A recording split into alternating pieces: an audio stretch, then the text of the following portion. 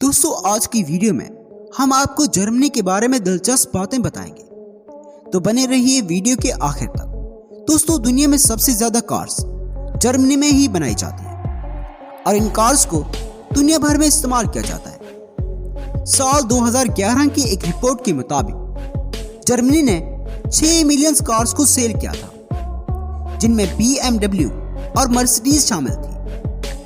इसके अलावा दुनिया में सबसे ज्यादा चिड़ियाघर भी जर्मनी में ही पाए जाते हैं। दोस्तों आपको ये जानकर हैरानगी होगी कि जर्मनी में अगर कोई मुजरिम जेल से भागने की कोशिश करे तो उसे जुर्म नहीं माना जाता, क्योंकि यहाँ की हुकूमत के मुताबिक आज़ादी हासिल करना हर किसी का हक है।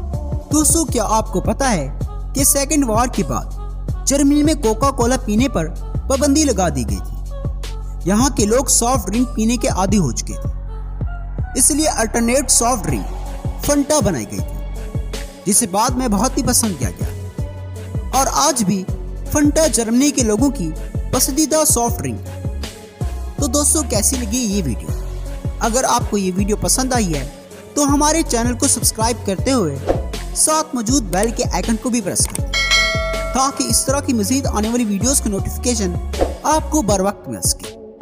मिलते हैं एक नई वीडियो के साथ, तब तक के लिए अल्लाह हाफिज।